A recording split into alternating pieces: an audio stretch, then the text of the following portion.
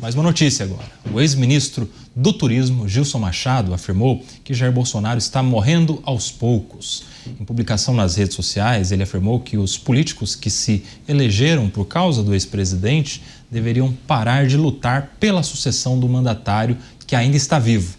Bolsonaro tem crises de soluço com frequência em decorrência do atentado que sofreu em 2018 e já teve que ir ao hospital 3 vezes, desde que foi posto em prisão domiciliar pelo Supremo Tribunal Federal. Segundo Machado, o ex-presidente está guardando todo o sofrimento com ele e, por isso, estaria morrendo aos poucos, sendo necessário concentrar esforços pela volta da liberdade no Brasil. Um dos aliados mais próximos aí falando sobre a situação do ex-presidente Bolsonaro. Cristiano Beraldo, eu quero uma prévia do seu comentário aí, em 30 segundos, sobre o que você tem a dizer a respeito disso, antes da gente receber quem está no intervalo da rádio. Bom, Koba, na verdade, Gilson Machado, ele tem sido ali um dos fiéis escudeiros de Jair Bolsonaro, tem defendido a família Bolsonaro, especialmente o ex-presidente Jair Bolsonaro, em todas as ocasiões, porque ele tem sido apoiado por Jair Bolsonaro nas suas tentativas de eleição, e a mesma coisa ele espera que aconteça no ano que vem. Portanto, ele se tornou esse porta-voz da família. Aí, essa manifestação de Gilson Machado, aliado do ex-presidente Jair Bolsonaro, falando sobre a sua situação. Agora, 19h27, nós estamos de volta para você que estava no intervalo, também na nossa rede de rádios, aqui em Os Pingos nos Is, as opiniões de Luiz Felipe Dávila, Roberto Mota e Cristiano Beraldo sobre as principais notícias do Brasil e do mundo. E agora nós estamos repercutindo a manifestação do ex-ministro Gilson Machado sobre a situação do ex-presidente Jair Bolsonaro, que estaria morrendo aos poucos. Agora, o comentário por completo do Cristiano Beraldo a respeito disso.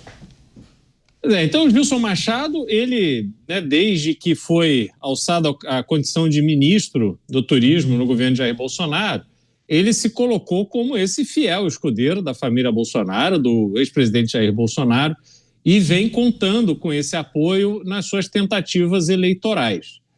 Agora, acho justo essa manifestação. É claro que qualquer pessoa na condição de Jair Bolsonaro estaria enfrentando dificuldades pessoais muito graves. O ex-presidente sofreu uma tentativa de assassinato a partir de uma facada que recebeu durante a campanha de 2018. Isso tem consequências até hoje, já fez inúmeras cirurgias e, obviamente, a sua situação é uma situação delicada e é muito natural que os amigos mais próximos, amigos e familiares, eles manifestem essa preocupação com o ex-presidente Jair Bolsonaro. Mas isso é uma questão pessoal. Do ponto de vista político, que aí é onde o ex-ministro Gilson Machado mistura as duas estações, do pessoal com o político, a política ela não se faz dessa forma, né? E ele sabe disso, ele obviamente sabe que está forçando uma barra quando prega que tudo pare, tudo fique esperando por uma figura como o Jair Bolsonaro. A vida real não é assim. Os interesses estão aí e é muita coisa em jogo. E não é muita coisa em jogo em favor do Brasil, não. A ganância desses políticos que estão aí, que formam o Centrão, que estão disputando espaço de poder, que estão disputando a melhor condição para elegerem no ano que vem um número expressivo de deputados, porque é isso que se transforma em verba partidária, em verba eleitoral. Então, cada um ali está atuando como sempre atuou, visando o seu melhor interesse, o melhor interesse do seu partido. E o mundo, o universo político brasileiro não vai ficar esperando uma definição de Jair Bolsonaro. Essa é a vida como ela é, goste ou não goste. As pessoas podem reagir, às vezes muita gente vem dizer, você menospreza a posição de Jair Bolsonaro. Eu não estou aqui discutindo a posição de Jair Bolsonaro, que é, sim, uma grande liderança no Brasil, que tem apoio de uma parcela expressiva do eleitorado brasileiro.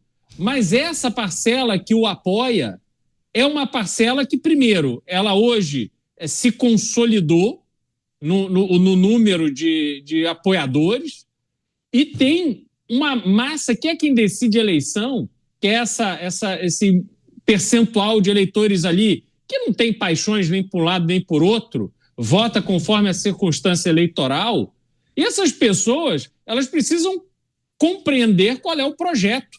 E quando você diz, não, o projeto é a gente esperar por Jair Bolsonaro, isso não convence essas pessoas. E, desculpa, não há a menor chance da direita vencer as eleições do ano que vem nesse compasso de espera que resolveram vender, que é o melhor a se fazer. Não é o melhor a se fazer. Aliás, o ex-presidente Jair Bolsonaro já deveria ter colocado Tarcísio de Freitas como o seu sucessor, porque faria uma pré-campanha, enquanto ele podia fazer a pré-campanha para Tarcísio de Freitas, e lá na frente, se ele conseguisse reverter a situação em que ele se encontra, inelegível e condenado à prisão, se ele revertesse essa situação, Tarcísio de Freitas, num ato que eu tenho certeza, num ato de grandeza que ele certamente teria, abriria a mão para Jair Bolsonaro. Mas não, resolveu se represar essa escolha e provocaram o desgaste que hoje a direita e a própria candidatura de Tarcísio está sofrendo. E você, hein, Mota, como é que você vê essa manifestação do Gilson Machado, que em algum momento até acena ali para uma cobrança de gratidão? Ele lembra de muitos que foram eleitos pelas mãos, pela força de Jair Bolsonaro. Eu acho que esse é um componente da situação. O outro componente é simplesmente uma questão moral. A situação de Jair Bolsonaro é difícil de acreditar. Eu tenho dificuldade de acreditar que existem pessoas que acham que a situação de Jair Bolsonaro seja a resposta para alguma coisa. Muita gente diz que o tempo no Brasil parou no dia 8 de janeiro. Então, eu acho que talvez fosse justo também dizer que a política brasileira está em prisão domiciliar. Os riscos dessa situação são muito grandes. Eu sempre me espanto, Koba, com as pessoas que debatem a política brasileira no abstrato, como se a gente estivesse na Suíça. Eu sempre me espanto com aqueles que olham para o ano que vem e para os outros anos, esperando um futuro normal, construído em cima da anormalidade do presente que a gente está vivendo. Você, hein, Dávila, como vê essa manifestação do Gilson Machado, que é uma mesma manifestação de muitos outros aliados, né? Ele está sendo um porta-voz ali de um sentimento, enfim, de uma ideia que é compartilhada, certamente, com muitos outros aliados do ex-presidente, principalmente se compadecendo da situação, né? Os problemas de saúde, a situação de prisão, a impossibilidade de concorrer e agora até de fazer campanha como até cabo eleitoral, como estava pretendendo fazer o Jair Bolsonaro. Sua visão sobre isso, Dávila? Jair Bolsonaro está enfrentando dois grandes desafios. O desafio da saúde, ele realmente está com uma situação de saúde fragilizada, nós não sabemos a que ponto, né? Mas só a recorrência com que ele volta ao hospital para cuidar desses soluços mostra a gravidade do problema, e ele está com um problema óbvio da sua liberdade cerceada, uma vez que ele já foi condenado aí e vai ter que cumprir prisão em regime fechado. Se vai ser domiciliar ou não é outra história, mas é regime fechado. Então isso inviabiliza uma importante liderança da direita ficar fora do jogo eleitoral. Agora, transformar prontuário de saúde em questão política, aí eu discordo completamente, porque a política tem seu tempo. Um dos grandes desafios de todos os pré-candidatos da direita é se tornar conhecido. Portanto, represar o lançamento de pré-candidaturas por causa desse jogo em torno de Jair Bolsonaro é um desserviço que se faz à direita, porque tem menos tempo para esses candidatos se tornar conhecidos. Eles precisam se tornar conhecidos para se tornar competitivo. E quando hoje as pesquisas mostram que todos eles, inclusive Tarcísio, que é um pouco mais conhecido que os demais, mas ainda não é conhecido pela grande população, é um enorme desafio. Então, para a candidatura de direita se tornar competitiva em julho do próximo ano, né, que são as datas das convenções partidárias, essa turma precisa começar a fazer campanha.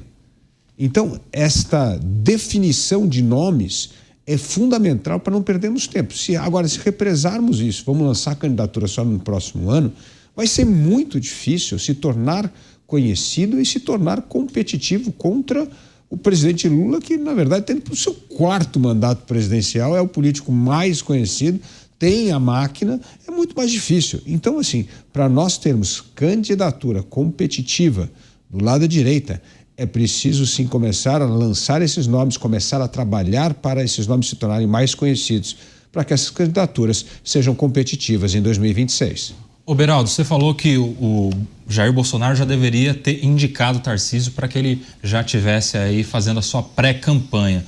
Você acredita que, além, né, do tempo que é perdido em pré-campanha, também há uma possibilidade do prestígio do Jair Bolsonaro diminuir desse ano para o ano que vem, vez que ele não consegue estar na mídia, não consegue estar no meio das ruas, dos eventos, né, dos discursos, ele não pode falar nem por rede social alheia, enfim. Tem esse risco? Periga o Jair Bolsonaro perder em alguma porcentagem o prestígio que pretende transferir ao Tarcísio de Freitas ou a qualquer outro que ele venha indicar?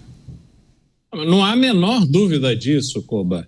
E não é só pela questão da impossibilidade de se comunicar, que essa foi a grande oportunidade perdida.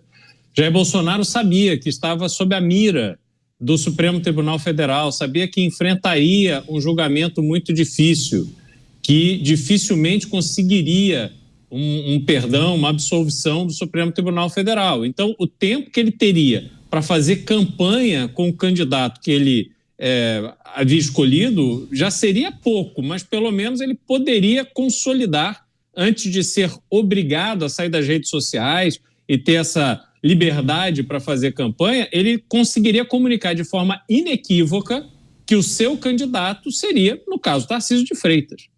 Agora, tem um outro elemento que gera não apenas essa perda de prestígio de Jair Bolsonaro, mas também coloca em cima de Tarcísio de Freitas uma pecha de aproveitador, coloca máculas na imagem de Tarcísio de Freitas junto ao eleitorado, e isso vem sendo produzido pelo próprio Eduardo Bolsonaro, filho do Jair Bolsonaro. Conforme ele vai às redes sociais atacar tudo e todos, mas especialmente Tarcísio, colocando Tarcísio no papel de aproveitador, ele vai plantando uma sementinha na cabeça dos apoiadores de Jair Bolsonaro, uma dúvida em relação às boas intenções de Tarcísio de Freitas. E convenhamos, para o eleitor de bom senso, para o eleitor razoável, se a gente imaginar aquele cenário em que Tarcísio de Freitas é candidato a presidente, com apoio de uma grande união dos partidos de centro, tendo um representante do Centrão como seu candidato a vice, se você analisar, essa não é uma candidatura de direita, essa não é uma candidatura que vai enfrentar os inimigos de Jair Bolsonaro, essa é uma candidatura do establishment, é uma candidatura que vai tirar atenção das relações políticas, das relações institucionais entre os poderes, mas não vai resolver coisa nenhuma. Não vai ser um Tarcísio de Freitas presidente com o vice do Centrão que vai dar ao Brasil uma nova Constituição Federal, que vai fazer com que o poder legislativo e o poder judiciário se reequilibrem para resgatarem o seu papel constitucional. Não me parece que vai ser esse conjunto que chegaria à presidência da República que travaria uma guerra aberta contra o crime organizado, independente da opinião da imprensa. Porque eu vejo em São Paulo, muitas vezes, o secretário Derrite indo para cima da bandidagem, mas na hora que a mídia bate, o governo recua e deixa o secretário com a brocha na mão.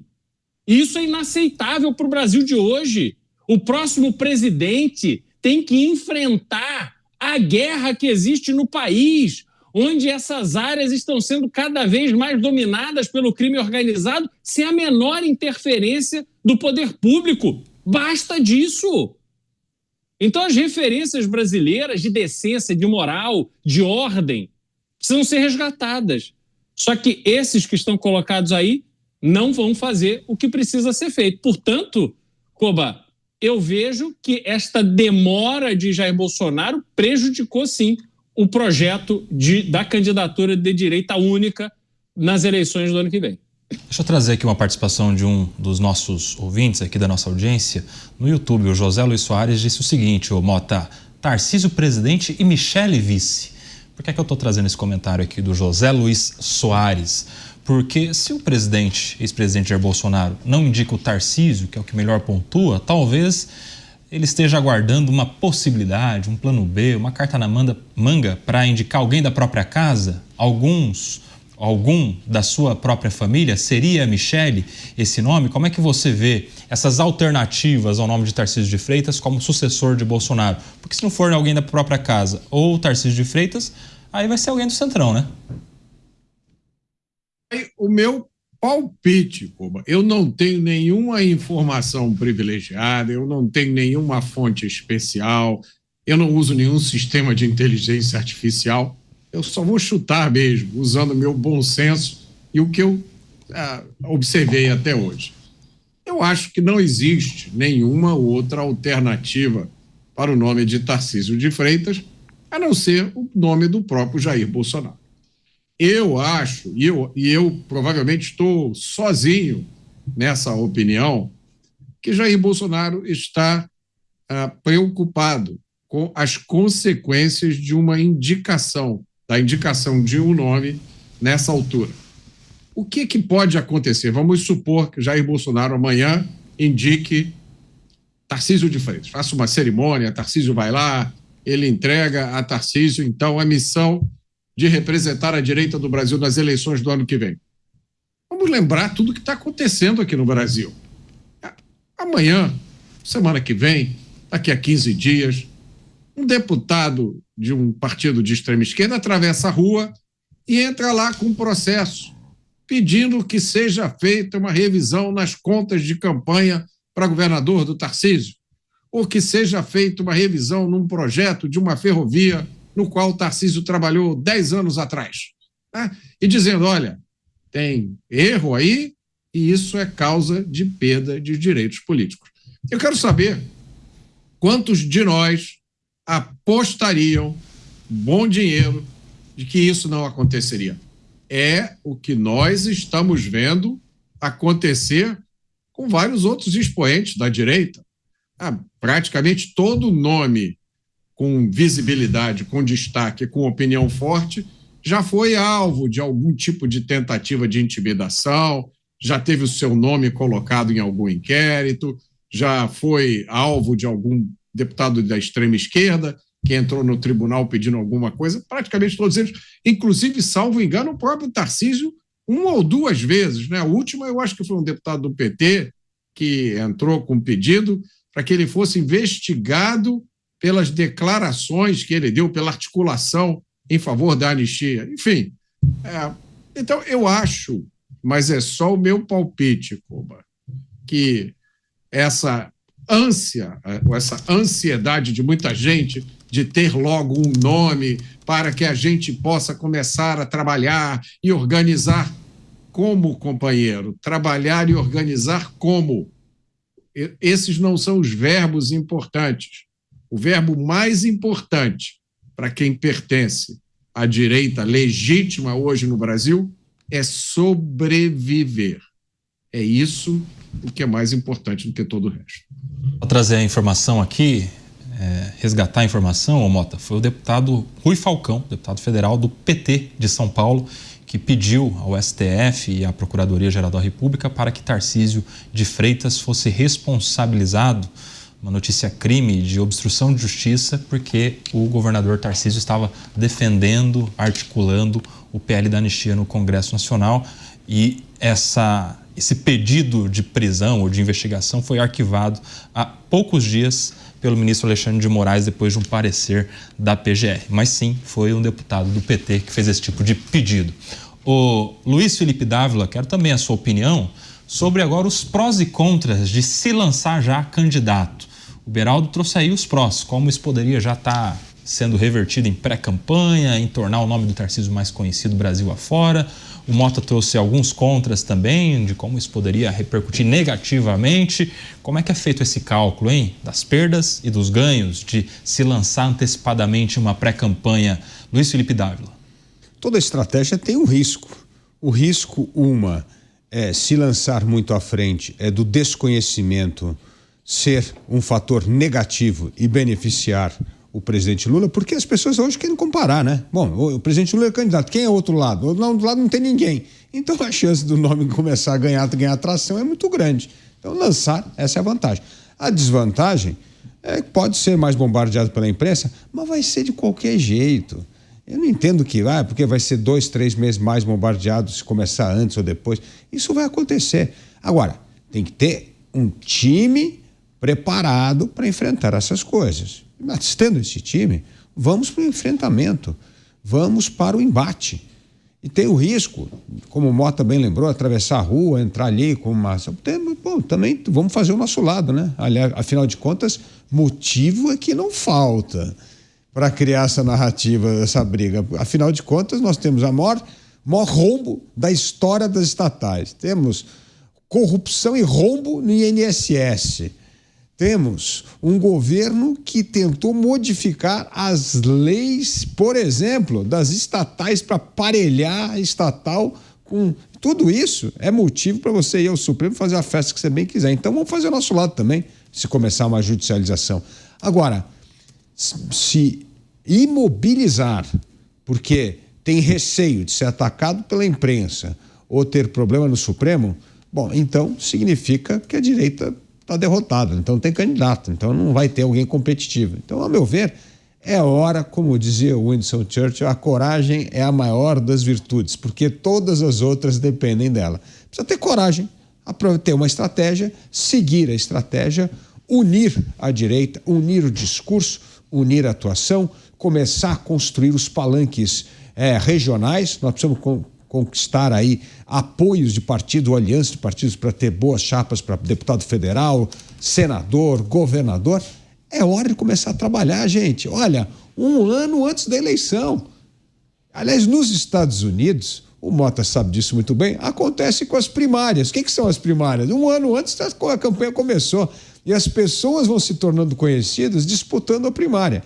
E aquelas que começam a não ter mais formas de financiar a sua candidatura vão deixando, mas pelo menos elas vão se tornando conhecidas 1 ano antes.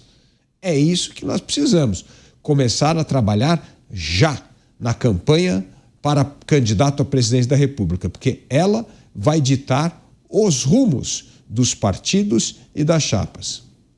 Agora são 19h48. Uma última notícia que acaba de chegar aqui. Márcio Macedo acaba de ser oficialmente demitido da Secretaria-Geral da Presidência da República, o que pode estar abrindo caminho para Guilherme Boulos ser o novo ministro nomeado. Quero muito a opinião dos nossos comentaristas, mas isso vai ser logo depois de um rápido intervalo comercial. Não sai daí, a gente já volta.